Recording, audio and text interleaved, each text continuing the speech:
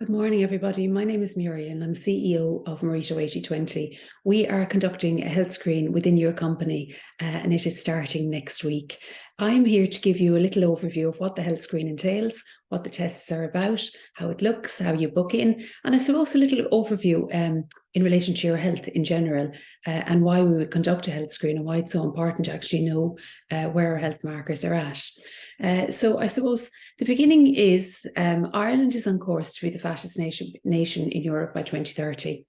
The obesity, we're actually in an obesity epidemic or an obesity crisis, and it is really frightening. We see it every single day here in clinic in relation to just general health markers like the cardiac side, the diabetic side, and that all feeds then into the other side, as in the mental health and the depression side.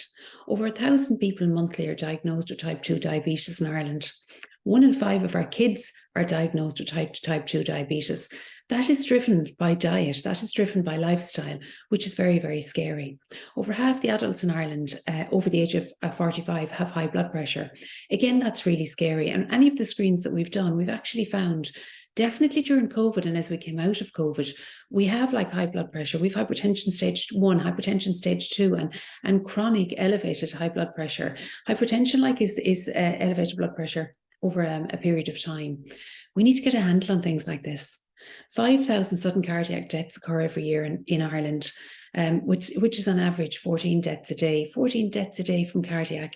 Now, some of it is genetic, and it's very hard to do anything about that. But there are a lot of other reasons. If we done a Q risk score on somebody, we'd look at all the other sides. Like we'd look at cholesterol and high blood pressure and, all your lifestyle, your diet, all of those kinds of things.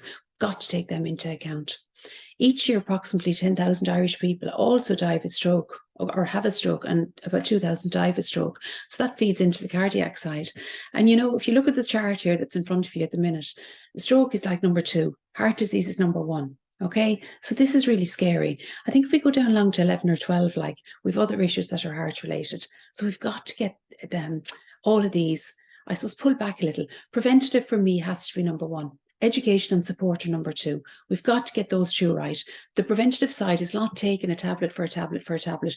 We all know somebody that's on a tablet or starts on one, and next thing is 7 or 8 years later, where does it stop? You start on a heart tablet, you have a cholesterol tablet, you have a blood pressure tablet, you're on a water tablet. It has to stop. Okay, so we've got to try and see, can we make ourselves as well as possible? The starting place is to do a health screen and actually find out where you're at. Find out where the health markers are and what can you do to change them if they're not in the right place. Understanding results, understanding health results, that's really important. If you've had a recent health screen with your doctor, to actually get those bloods and be able to sit down and go through them and see where the markers are. Are they worse than last year? Where will they be next year? Create a folder, create a file, and actually put your results into it and start that library effect so you can start looking after yourself and looking after your health. These are questions we need to ask, okay? So how healthy are we right now, mentally and physically? So if I gave you a scale of 1 to 10 today, 1 being the lowest and 10 being the highest, keep it separate. Where do you feel you are mentally? Today is Thursday, so as we move on in the week, I definitely feel a little bit better than what we do on a Monday. But give yourself the number and see where you're at. Can you change that number? Or do you think next year that's going to be worse? Because if you're a 5 or 6 today, you definitely don't need to be a 4 next year. If you can bring it up by 1 count to 6 or 7, but don't drop back, that's not too bad. But every single year we seem to be dropping back just a little so that we're scaling down, which just, again, can't happen. Physically is the same. Where are you physically? Do you feel like you're a 5 or 6? Are you different at different times of the day, different times of the year? What works for you? Is it the sun, exercise? When you're eating well, do you feel well? Write down the number and see, can you keep that number or can you improve on it by this time next year? The next one is, how important is your health to you? So we don't realise how important our health is until we become actually unwell. Unwell is one thing when you're unwell at home and you're off work for a couple of days and you feel sick and miserable and sorry for yourself and all the bits. Being really unwell, that you end up in hospital or that you're sitting in a consultant's chair and you're waiting for him to share news with you of some sort, that's when you actually realise, oh my God, my health is my wealth. Everything else is gone out the window. And when you're actually in hospital, the world moves on. Everybody goes to work, kids go to school, dinners are put on the table, and we're taken out of that world and our world moves on. So the only person that can really look after your health is you. So you've got to get a handle on it. And when you look after your health, that filters out then into your wider circle. So you're there for the kids, you're there for your mum and dad, you're there for brothers and sisters, you're there for partners. And that's really important. When was the last time you completed a full health screen? I ask this question a lot because it is getting more and more important, especially as we get from the age of about 35. Like, it's imperative that we have a screen. And I don't mean just a general screen. I mean everything. Magnesiums, phosphates, calciums, iron levels, glucose, cholesterols, blood profile, liver profile, kidney profile. Have a health screen that looks after all of it. Okay. And if you do, then you're in a really good place because you know exactly where you're at. The starting place is to do the health screen next week. And we can give you a really nice overview of whether we feel you're healthy or not. And we can chat to you in relation to your lifestyle and see how you feel and the anxiety, stress, sleep and things like that. Okay. So it's really important to do a screen. And it's really, really good that a company will bring us in and facilitate. So there isn't any time off work and you're not trying to run out and make an appointment, etc., etc. I think it just makes it very easy. So there are no excuses for somebody not to actually go and do it. Okay, so what's the road to optimal health? A state of optimal well-being is not merely the absence of disease and infirmity. I'm reading this here, look in front, it's on the screen. Optimal well-being requires a balance that comprises the whole person. So what that's actually saying is, just because you're not unwell, as in you don't have an illness, doesn't mean you're unwell. To be really well, it is the whole body. So it's the brain, it's the heart, lungs, kidney, liver, etc., but it's also the gut. And the gut is our first brain. Okay, and that leads to this brain. So it's the whole body that comprises of somebody being very well. Okay, and a lot of people are not even on the beginning of the road to optimal health. So we need to change that. Read the next slide for me or read it with me. The doctors of the future will no longer treat the human frame with drugs, but will rather cure and prevent disease with nutrition. Read it again. The doctors of the future will no longer treat the human frame with drugs, but rather will cure and prevent disease with nutrition. That's going back. Thomas Edison died in 1940. That's going back to 1940. So he was actually saying back then that he didn't want drugs anymore. And you know, the funny thing is, drugs were only introduced into our world. I'm just going to go here. Look, drugs were only introduced into our world around the 1890s. So that was when we got our first antibiotic. Like, it was nearly 1940, around the time Thomas Edison died, that we got penicillin. So like, he was talking about this in 1940. So when we got drugs or antibiotics, straight away the world changed, as in we've got something now that'll actually cure cough, infection, God knows whatever, in the space of like 5 to 10 days. This is fantastic. But like, that's not 80 years ago, or like, that's not 800 years ago or 8,000 years ago. That's like, say, 100 years ago. So the whole world has changed in the last 100 years, that now we have antibiotics in every single thing pumped into our foodstuffs. We take them the minute we feel any kind of illness or whatever. They're in so many different things. They're actually counteracting against each other. They're going, they just won't work anymore. And like, it's where do we stop? Because they're actually saying in 5 years' time, there won't be an antibiotic that'll actually work. And 2 years ago, who would have thought the whole world would have actually shut down because of a virus? So like, what's happening? So this all started about 100 years ago. What do we do? Do we go back? I think, yes, we do go back to be really fit and healthy. What did our grandparents do? Well, like, all our foodstuffs now, like, when did it all happen, as in that we started getting all these processed foods? And again, it's about 80 to 100 years ago. Like, we got M&Ms, I think, like around the 1940s. We got hot dogs in the early 1900s. So processed foods are only around about 100 years. So if we pedal back to grandparents' time, even, you know, when we were younger ourselves, 3 meals a day, 3-4 ingredients in each meal. We knew exactly what was in it. Bacon, cabbage, potatoes, a couple of rich tea biscuits, you know, when you sat down with your cup of tea, we knew what was in our food. So things have changed since we stopped knowing what's in our food. Convenience food is like 2 a penny, 14, 15 ingredients in like a sliced pan of bread.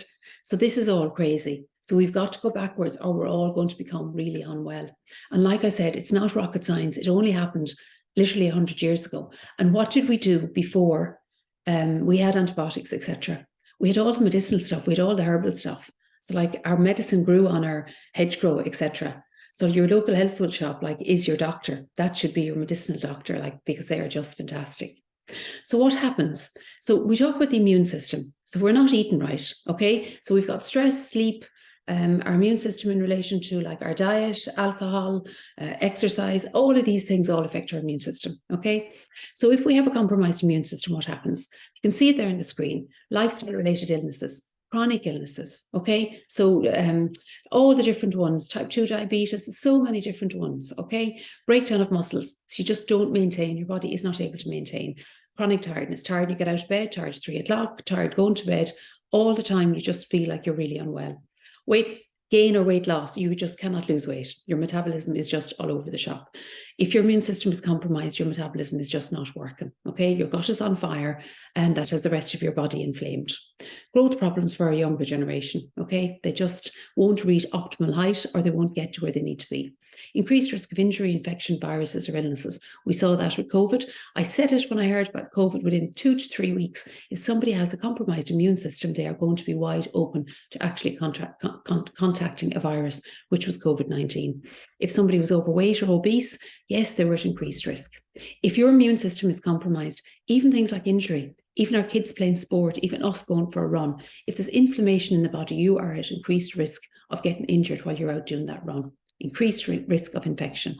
Your metabolism, your mood, and the joint pain, they're all there if your immune system's on the floor. Okay, I'm going to go back to the well-being pillars in a minute. So healthy food, healthy brain. Okay, like an expensive car, your brain functions best when it gets only premium food. Okay, and you know that's true in one way. And eating high quality foods that contain lots of vitamins and minerals and antioxidants nourish the brain. But you know, high quality food I would call normal food. So I would say the low quality food is the processed food with all the different ingredients and we don't know what's in it. Yes, we need the brain to function on the premium fuel, but we need the gut to make sure we absorb that premium fuel. So we're not just what we eat, we're actually what we absorb. So we need to figure out how does that work? Okay. So the gut-brain axis, right? There's a summit actually in Paris, and it started since about 2018, I think, and when they've actually realised how important the gut is, the gut and the brain are. They're literally directly linked. The gut is our first brain, and every single thing that happens in the gut affects our brain. It affects our liver, affects our heart, affects our lungs, affects the kidneys. Everything that happens in the gut affects everything else. So that is the starting place. So we've got to get the gut right. You've often heard say of the gut feeling, I have that gut feeling or whatever, I had that gut feeling. That's true. And that's going back for years. Like if there's something wrong within the body, the gut is the first place to tell you. Be it anxiousness or be it excitement, you'll actually feel it in the gut. The gut is made of trillions of bacteria in our gut, right? We want more good bacteria, than bad bacteria, okay? So we've got to make sure that we have as much good bacteria as we possibly can. Stress, diet, exercise, everything I've spoken about already creates bad bacteria and it pushes against the good. So many people in Ireland today have about 70% bad bacteria in their gut, okay? And that's really scary. That's inflammation of the gut, okay? We've got a filter system down into the gut. So it's literally like two ends of a brush and you've got all the bristles.